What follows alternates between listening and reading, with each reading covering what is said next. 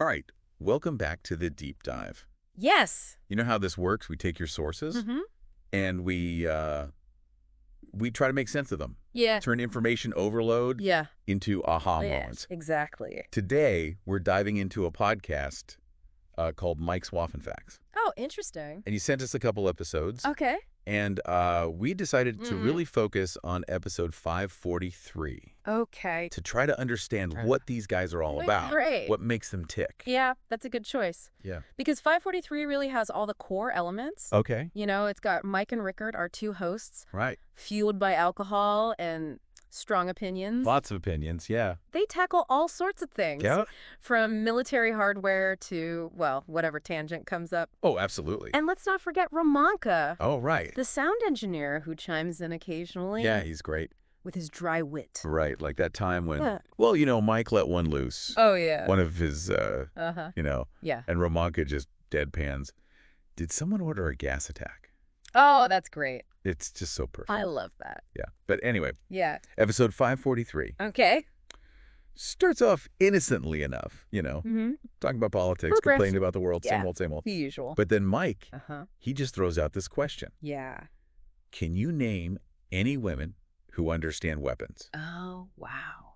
And that's when things really take a turn Interesting. for the absurd. Right into the absurd. Yeah. And that absurdity is where the brilliance is. Right. Because their answer is Angela Merkel. Angela Merkel. Because she was in charge of the military, she must know about guns. Right. Of course, Rickard, who never misses a chance to disagree, Uh-huh.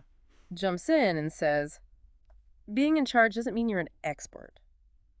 Well, of course. Of course. And then it gets even better, right? Oh, yeah.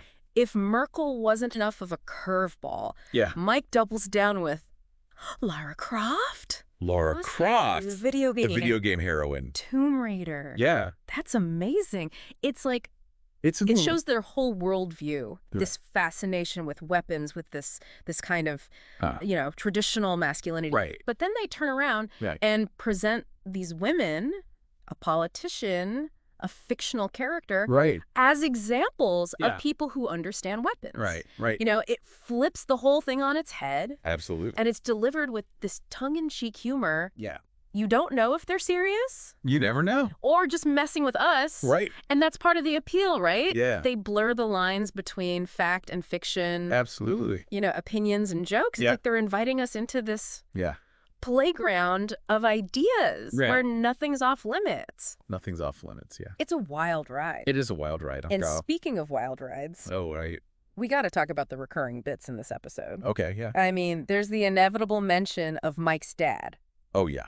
Gasballs. Gasgold, right? This mythical army veteran, right? Right. Yeah. Whose exploits are always brought up Right. to justify Mike's crazy claims. Yeah. To just Wh- strike. Whatever he's saying. Yeah. It's just amazing. Gasbold is fascinating, right? Because he represents this Yes. idealized version of masculinity Okay. that Mike seems to both admire and struggle with. Okay. Interesting. It's like he's trying to live up to this image Yeah. of his dad, Yeah. this tough, you know, experienced soldier. Yeah. But at the same time, Mm. he's making fun of it Right.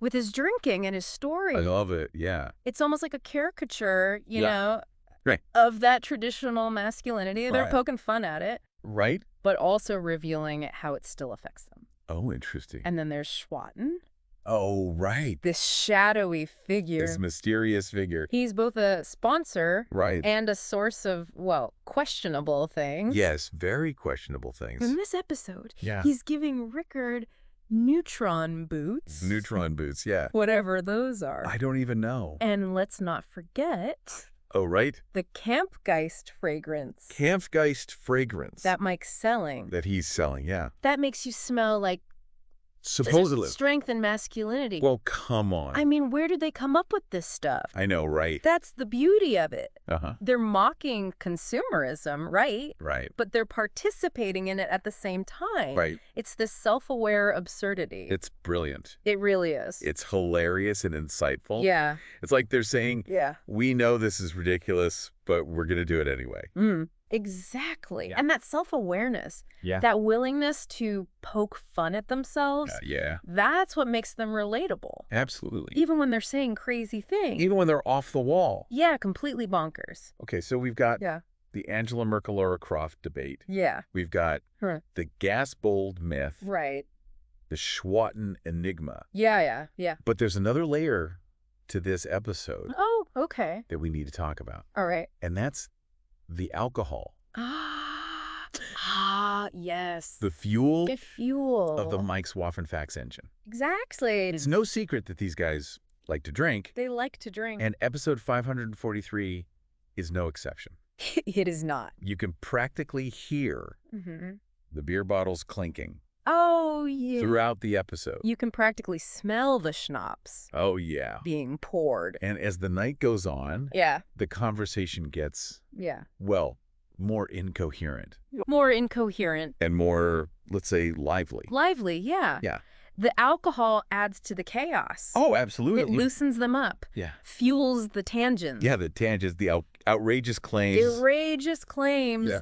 It's part of the humor. Right. Let's be real. Some of those jerks Yeah. wouldn't be as funny They wouldn't be as funny if they weren't tipsy. if they weren't a little A little bit, yeah. inebriated. Inebriated, yeah. You're telling me, Yeah. do you remember that time they tried to have a serious discussion Oh, yeah? about the Battle of Waterloo, Uh-huh. but they kept getting distracted Yeah. by a fly Oh, yeah. a fly buzzing around the room? I remember that. And by the end, Uh-huh. they were singing drunken sea shanties. Oh, that's classic. Oh, it's classic Mike's Waffenfax. Classic Mike's Waffenfax. It's like It's like a train wreck. in slow motion. Yeah. But you can't look away. You can't look away. It's too entertaining. Too entertaining. All right, so We've covered I've heard a lot. the key players, the themes, the alcohol. Yeah. But what does it all mean? What's the takeaway? What's the takeaway from 543? Yeah. I think it comes down to this. Okay. Mike's Waffenfax Mm-hmm. is a show that thrives on contradictions. Contradictions. Okay. They embrace masculinity, Right. but then they make fun of it. Yeah. They're fascinated by weapons, Uh-huh. but they present them in this absurd way. Yeah. They're politically incorrect, Right. but they do it with a wink and a nudge. Yeah, You yeah. never know what they really think. You never know what they really think. Yeah. It's like they're holding up a mirror Yeah. to society, Yeah. showing us our own anxiety, Our own anxieties. Yeah. our contradictions, Contradictions. And they're doing it with humor. Right. And a whole lot of alcohol. and a whole lot of alcohol. Yeah. So, we were talking about German culture, and it's really interesting how Mike's Waffenfacts Yeah. taps into this Yeah. very specific German humor that, Yeah. you don't really see anywhere else. It might not translate. Yeah. Yeah, it might not translate. Yeah. They have this dark, almost cynical Yeah. sense of humor that Yeah. can be really jarring Yeah. if you're not used to it. Especially for outsiders. Yeah. Yeah, for sure. It's not your typical slapstick, Yeah. it's self-deprecating. Right. It's absurd. It Yeah. pushes the boundaries of Yeah. what's acceptable. It's Yeah. like a way of coping with the Yeah. absurdity of life. The absurdity of life. Yeah. Yeah, exactly. I like that. And it's not just the jokes. Right. They're also incredibly blunt and direct right. in their communication, Yeah. which is, Uh, very very German. Yeah, I could see that. Yeah, there's not a lot of sugarcoating. No, not at all. They just say what they think, say what they think. even if it's Uncomfortable. controversial, and that directness Yeah. can be refreshing, It can be refreshing. but also challenging. Challenging. Yeah. Yeah, for sure. All right. And speaking of challenging, Yeah.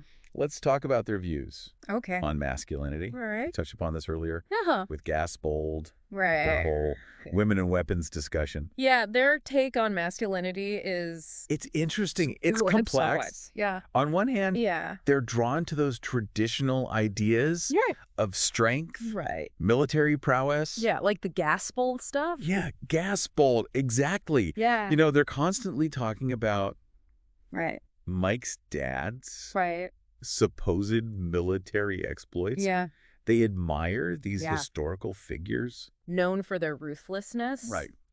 But then they turn around Uh-huh. and they're anything but Right. that strong, silent type. Yeah. They're overweight. Yeah. They drink too much. They drink excessively. They're emotionally expressive. Right. They're laughing. Right. They're crying. Yeah, they're very open. Yeah, it's a fascinating dichotomy. It's interesting, yeah. It's like they're embracing and rejecting traditional masculinity at the same time. It's like they're using humor to explore what it means to be a man in Germany today. In modern Germany, yeah. Yeah, where those traditional roles are being questioned, redefined. Yeah, absolutely. And I think that resonates with a lot of men, especially in Germany, who are, you know, struggling with those same questions. Absolutely. It's a global conversation, Right. but it has a particular flavor in Germany because of their history. Right, their history and culture. And culture, yeah. Speaking of culture, we have to talk about this Drachenlord thing. Oh, Drachenlord. Like every other episode becomes mentions this guy. Yeah, it's bizarre. It's so weird. For those who don't know, Drachenlord is this German YouTuber known for his controversial persona. Yeah, his online persona. Yeah, and his feuds. With, like, internet communities. Right. He's become this kind of folk devil. Yeah, a folk devil figure, exactly. Yeah. And they love to make fun of him. Oh, they love to mock him. It's part of their whole thing of poking fun at internet subcultures. Yeah, internet subculture. And the absurdity of online fame. Exactly. Yeah, it's another example of their very specific German humor, which is often about targeting people or groups who are outside of mainstream society. Right. It's a way of reinforcing social norms, but also acknowledging how absurd they are. How absurd they are, yeah. And it's not just Drachenlord. No. They'll mock politicians. Yes. Celebrities. Even themselves. Oh, yeah. They're equal opportunity offenders. Oh, absolutely. Yeah. It's like they're saying no one is above ridicule. And humor can be a powerful tool for social commentary. Absolutely. But it's a fine line. It is a fine line, yeah. Because their humor can be very offensive. Very offensive. They make jokes about race, gender, religion. Right. And they don't always land well. No, they don't. It's a reminder that humor is subjective. And what's funny to one person can be offensive to another. And we as listeners have to be aware of that. Absolutely, absolutely. We can appreciate their humor without condoning everything they say. Yeah, I think that's important. Yeah, it's about being critical listeners. Right. And recognizing that they're not always speaking from a place of malice or hatred. Yeah. They're often just trying to be funny. Trying to be funny. Even if they miss the mark. They miss the mark, yeah. And that's part of what makes them human. What makes them human. So they're flawed. Right. They're contradictory. It's contradictory. They're not always right. No, not at all. But they're also genuine. Right. Relatable. Relatable. And surprisingly insightful. Insightful. Okay, so we've talked about their humor, their masculinity, their cultural context. Yeah. But there's one more element of Mike's Waffen facts that we need to address. Okay. The elephant in the room. The elephant in the room. Yeah, or maybe the Schwatten in the room. The Schwatten in the room, yeah. That you're talking about. Yeah, we got to talk about Schwatten. Their relationship with this shadowy figure who sponsors their show and seems to be a source of... A source of questionable things. Questionable goods and services. Yeah, exactly. We hear about him all the time. All the time, yeah. But we never really get a clear picture of who he is. What he does. As you do. He's shrouded in mystery. Yeah. Which only adds to his allure. Yeah. It's like he's this urban legend. Right. An urban legend. A symbol of the underground economy. Yeah, yeah. The dark side of capitalism. The dark side of capitalism, exactly. And their relationship with him is complex. Very complex. On one hand, they seem genuinely grateful for his sponsorship. Yeah. He gives them money. Money, equipment. Equipment, gifts. Right. Like those neutron boots. The neutron boots, yeah. Guard was talking about. Yeah. But on the other hand, they also seem to be aware of the ethical implications of their association. Of their association, yeah. They joke about his shady dealings. They do, yeah. And they're clearly not entirely comfortable with his influence. With his influence, yeah. On their show. It's like they're stuck in this Faustian bargain. A Faustian bargain. Yeah, where they've sold their souls Right. For fame and fortune. Oh, fame and fortune, yeah. It's a fascinating dynamic, and it speaks to this larger theme that runs through the show. Yeah. This tension between their desire for success and the compromises they have to make. To achieve it. Yeah, it's a relatable tension. It's a relatable tension, absolutely. We all have to make choices. Make choices, yeah. And sometimes those choices involve compromising our values. Or our ideals. Right. And they don't shy away from that. They don't. No, they show their flaws. Their contradictions. Yeah. Their struggles. And that's what makes them so compelling.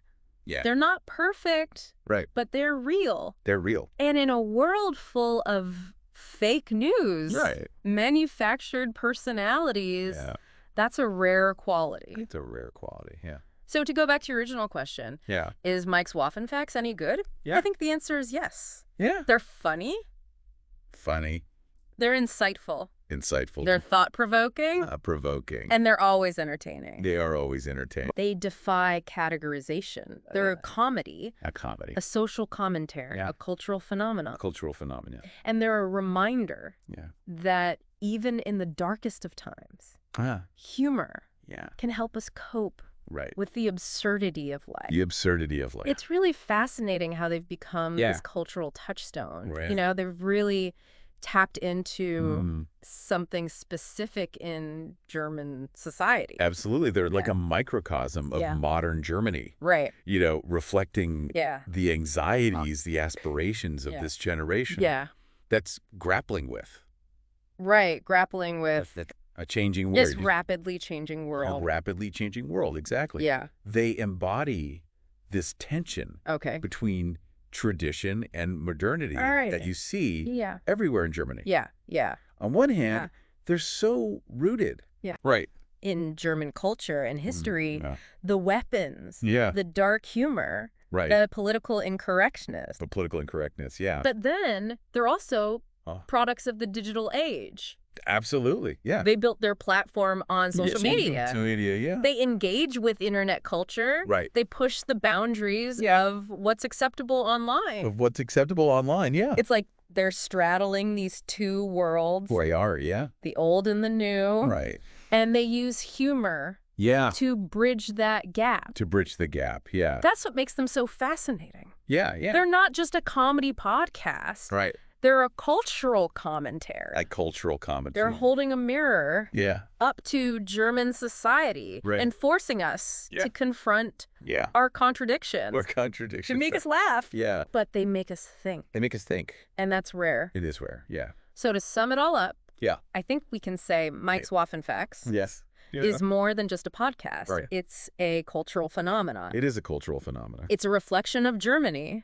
A commentary on the digital age. Right. A testament to the power of humor to connect with people. And to spark these important conversations. Absolutely, yeah. And while they may not always be politically correct or even coherent. Even coherent. There's no denying. They're entertaining. Thought-provoking. And ultimately brilliant. Yeah. I think you hit the nail on the head. It's a podcast that stays with you. It does. Long after the episode ends. It really does. And that's the mark of a truly great deep dive. And on that note, thanks for joining us. Yeah, thanks for listening. On this journey into the wild world. Of Mike's Waffen Facts. We hope you enjoyed it. Yeah, we hope you enjoyed it. As much as we did. And until next time. Yeah. Keep exploring. Keep questioning. And And keep diving deep. Keep diving deep